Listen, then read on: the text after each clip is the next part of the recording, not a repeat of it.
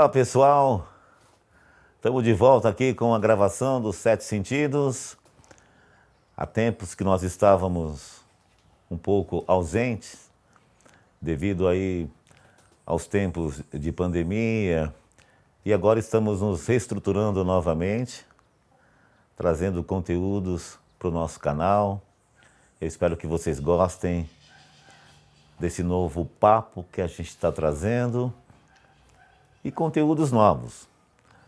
Agora estamos numa nova etapa, a Cumbuca com o Babá. Cumbuca, falando das tradições, das origens, de nação, de ancestralidade, de história. Na Cumbuca com o Babá é uma nova edição dos Sete Sentidos da Vida. E hoje nós temos a ilustre presença da professora de História Luiz e a Manu, que também é professora de História e Geografia e ninja do maracatu, das tradições, da ancestralidade. E na Cumbuca, com o Babalorixá, na Cumbuca da Nação, na Cumbuca de Terreiro, é todo esse tempero da história, das nações, a ancestralidade e toda essa cultura afro, ameríndia, indígena, cabocla, todas essas questões que só nós temos. Toda essa cumbuca do brasileiro. E é isso que nós vamos apresentar nessa nova etapa dos Sete Sentidos da Vida. Então, deixa eu apresentar Luiz, que você nos esclareça um pouco o seu conhecimento, da sua história. E depois, Manuela, a nossa querida Manu, que também trazendo o seu conteúdo, tudo que nos ensina, tudo que aprendeu e tudo que concentrou da história, da cultura do nosso povo, da nossa nação. E quando se falamos de nação, né, falamos do povo brasileiro, das influências que o brasileiro tem de Angola, de Portugal, de Cabo Verde, da África, da França e de tantos lugares, do Oriente Médio. A cultura afro, que hoje faz parte do nosso vocabulário, dos nossos costumes. Tudo que é costume, tudo que é tradição é história. E tudo que é história é conteúdo. E tudo isso se transforma em força e em resistência de um povo. Tão bom saber que o povo brasileiro é tudo isso e muito mais, não é, Luiz? Sim, pai, licença. Quando a gente pensa assim, nação, na história, né, olhando para a história antiga, acho que a primeira coisa é desprender um pouquinho do sentido que a gente tem hoje, né, de nação, de uma organização política. Porque tem vários povos que foram se organizando a partir das suas trocas culturais, né? Então eram as comunidades, a troca pela língua, os povos que tinham a mesma língua, o mesmo hábito cultural, isso ia formando as comunidades, né? Sim. E isso era o sentido de nação, aquele povo, né? Que se reconhecia e que tinha um hábito específico que diferenciava um pouquinho do outro.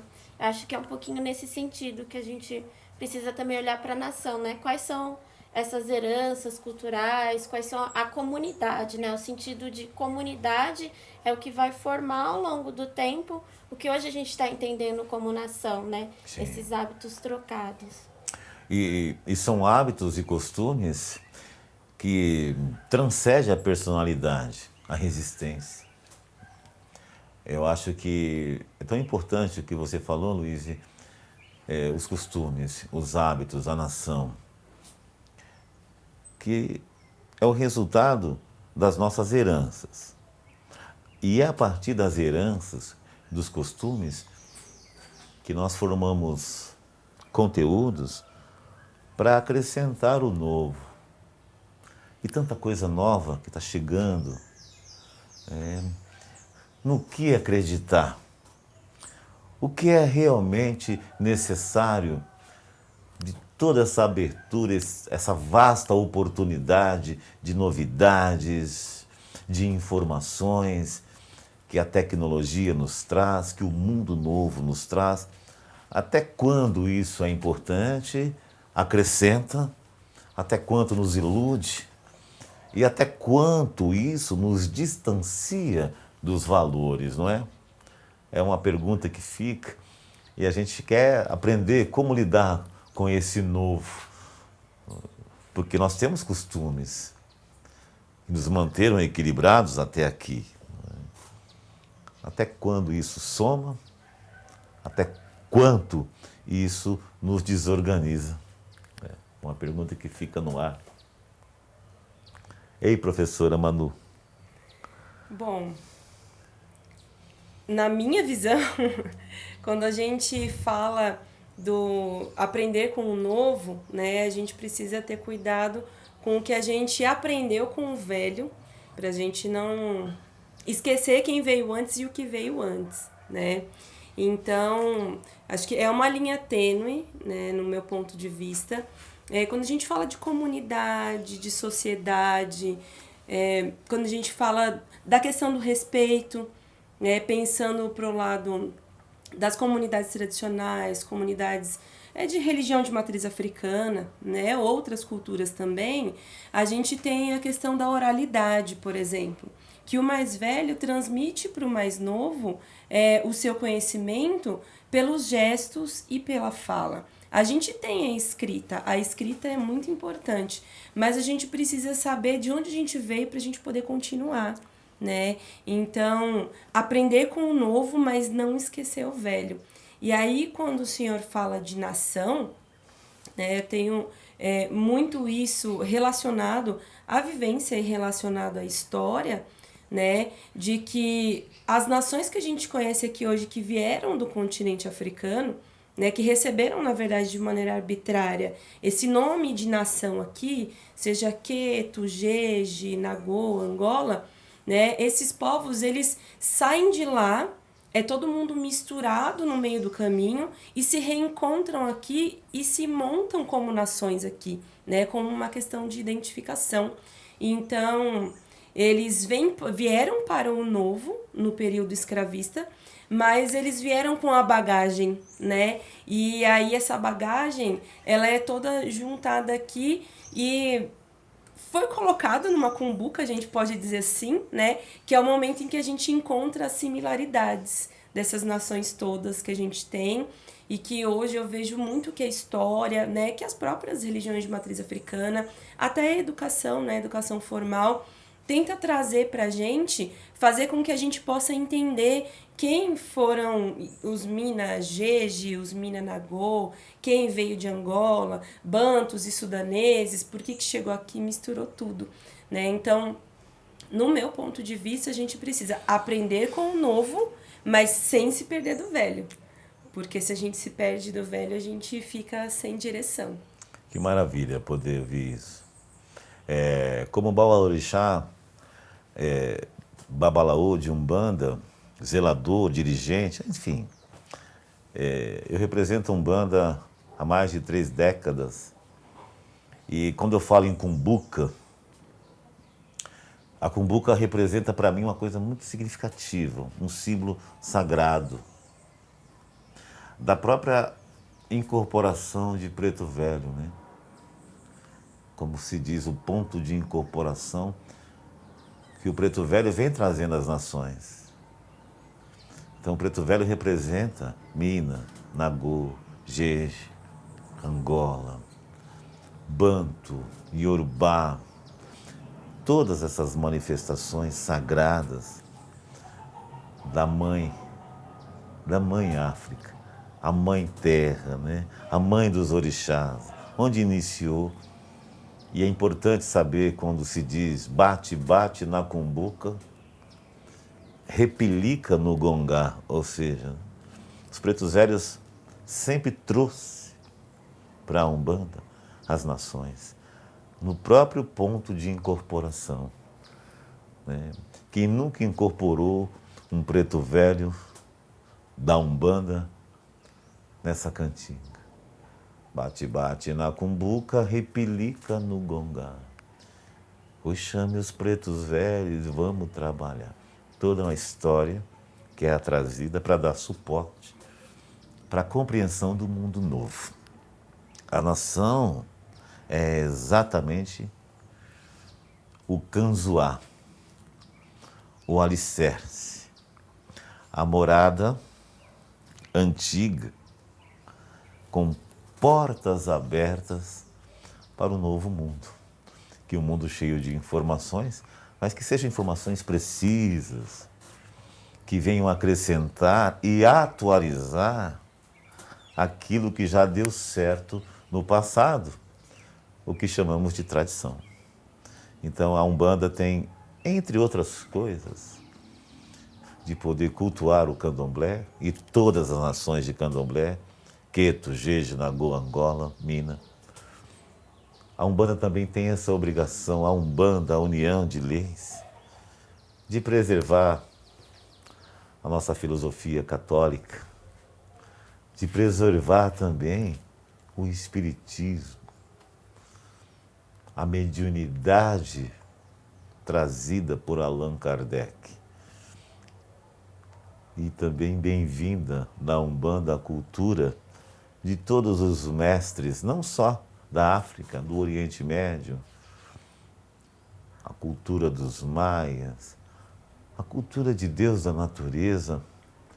Então esse papo tranquilo, falando da cumbuca, ou da própria feijoada, que é servida na cumbuca, que mistura tudo, é a identidade do povo brasileiro.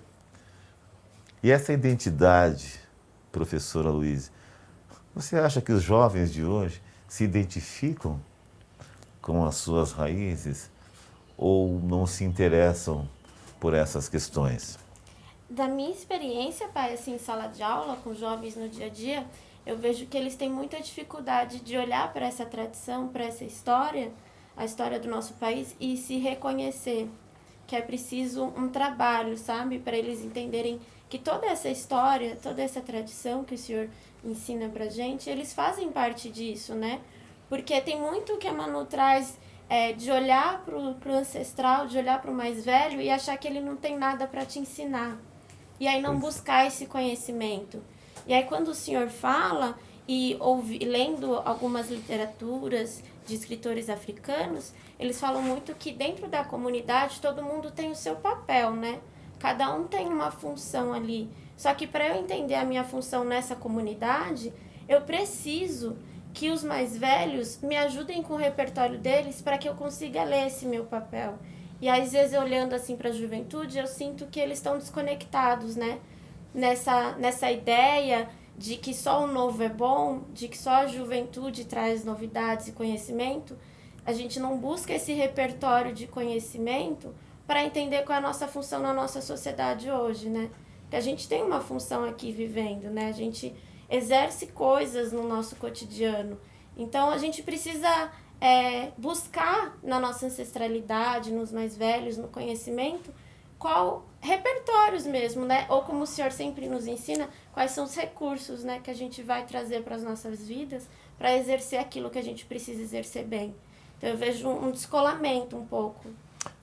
Perfeito, porque apesar dos pesares, né, das narrativas atuais, porque hoje a gente vê as ideologias, as teorias dos jovens, é uma narrativa incrível, que na teoria é maravilhoso. Mas o que você disse sobre o trazer o conteúdo dos antigos, os antigos trazem aquilo que deu certo porque eles eram pessoas que funcionavam. E hoje a gente vê pessoas que não funcionam.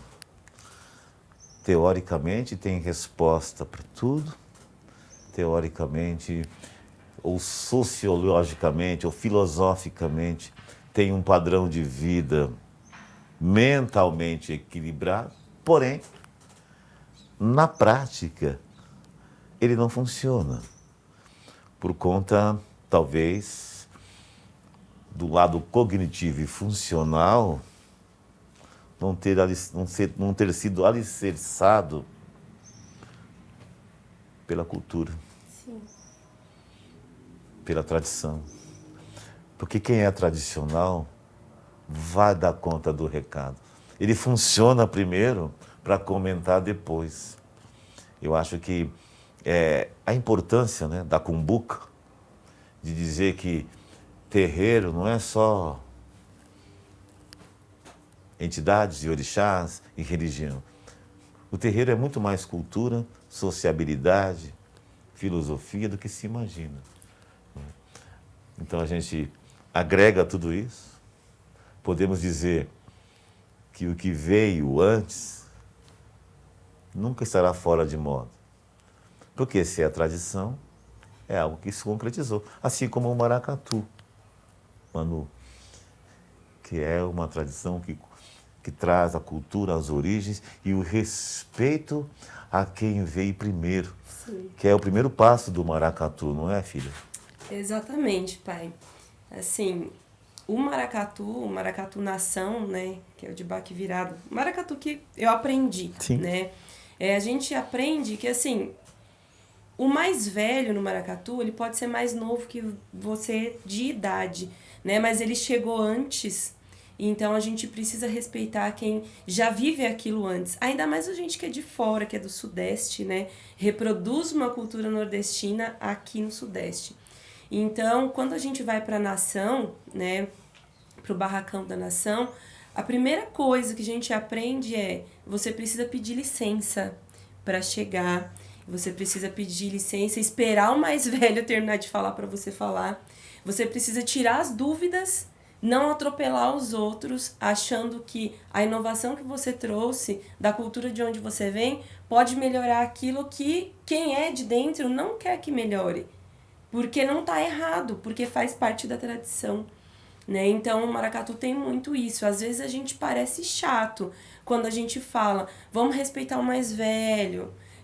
A gente está reproduzindo aqui uma cultura que a gente precisa citar quem é a matriarca daquela nação, quem foi que fundou aquela nação de maracatu, né? Que também tem essa questão do pessoal não conseguir compreender a questão da nação. É como se fosse uma escola de samba, né? Mas lá é intitulado como nação por conta da identidade mesmo, que é uma coisa que vem desde de 300 anos atrás, né? Mas aí a gente vai ter a nação Cambinda, aí tem a nação do Maracatu Porto Rico, tem a nação do Maracatu Encanto do Pina, cada uma tem a sua linguagem, né? A sua linguagem do baque, sua linguagem do toque. Então a gente não pode colocar, por exemplo, num panelão e falar, é tudo a mesma coisa. Não, tem a sua similaridade, né? Mas tem as suas especificidades. Então a gente precisa saber onde a gente está pisando. E se a gente aprender direitinho, a gente consegue repassar para o próximo, né? Sem deixar se perder,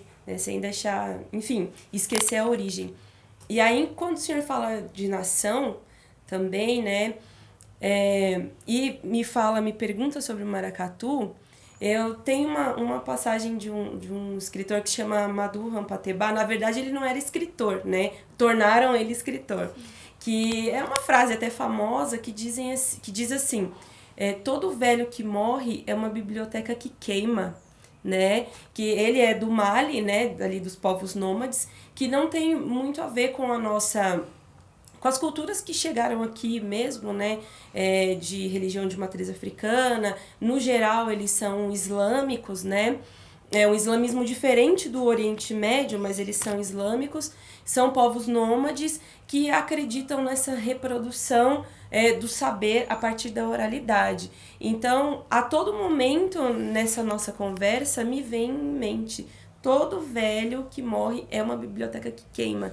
Então, se um ancestral passou pra gente, a gente precisa reproduzir, acredito que à altura, né? E quando o senhor passa os ensinamentos pra gente, é muito bonito quando a gente absorve, quando a gente consegue aprender. Porque também, se por acaso Um entende de um jeito, o outro entende de outro jeito, a outra pessoa já entende de um terceiro jeito, então houve uma falha na comunicação e a gente não vai conseguir manter a nossa tradição, né? Que é o bonito de culturas indígenas, de culturas africanas, né? De culturas europeias também, né? Então, acho que é isso. O maracatu é tudo isso que o maracatu traz. Quando eu cheguei aqui, né? Eu me encontrei porque eu falei, é isso, né? Como a mãe Joana me disse, ela falou assim pra mim uma vez, o maracatu te preparou, você chegou aqui, agora você continua o seu desenvolvimento aqui. Acho que foi uma das coisas mais lindas que eu já ouvi na minha vida. E tudo cabe dentro da cumbuca. Cabe. Porque a cumbuca de Umbanda, ela é comandada, né, preparada pelos pretos velhos. E dentro dessa cumbuca, cabe o maracatu, cabe o candomblé, cabe a umbanda, cabe o samba de roda, cabe tantas tradições e também cabe o novo. Também cabe aquilo de bom que os jovens estão buscando. Cabe dentro dessa cumbuca tudo que os atualizados, as pessoas atualizadas em suas áreas, estão trazendo para o mundo concreto. E é tudo aquilo que funciona, tudo aquilo que dá resultado é concreto. E isso cabe na cumbuca. Cabe tanta coisa, não é? E, inclusive, dentro dessa cumbuca de terreiro, cabe também a arte, cabe também os elementais da natureza. Você imagina, Manu, que as estações do ano que a gente tem, nós estamos na primavera. As estações do ano é uma viagem do elemental fogo pela terra, que vai promovendo as estações do ano. Os elementais da natureza, eles têm uma dinâmica incrível. Eles se movimentam de uma forma incrível, sábia, coerente e precisa. Porque tudo que não se movimenta vai dar problema. Então, essa atualização da cumbuca, por isso que a cumbuca está sempre gratinando, está ferventando no fogo. E nós que temos esse conhecimento de ancestralidade, de tradição, que estamos abertos a tudo. A única coisa que a gente tenta digerir nessa cumbuca são narrativas. Narrativas a gente tenta digerir para ver se cabe. Agora, conteúdo a gente já joga lá e faz o tempero, não é isso? Bom, pessoal, esse é o primeiro passo aí da nossa cumbuca com o babá. E eu espero que você esteja gostando. Como eu disse, nessa cumbuca cabe tantos conteúdos, não só as tradições, mas tudo que é novo e tudo que é importante, concreto, com certeza vai encontrar espaço na nossa cumbuca. Valeu, pessoal. Obrigado, professora Manu, professora Luiz, por essa dedicação, por essa doação, por esse tempo e por esse carinho de estar com a gente, fazendo parte dessa nova etapa dos 7 sentidos. Valeu, até uma próxima.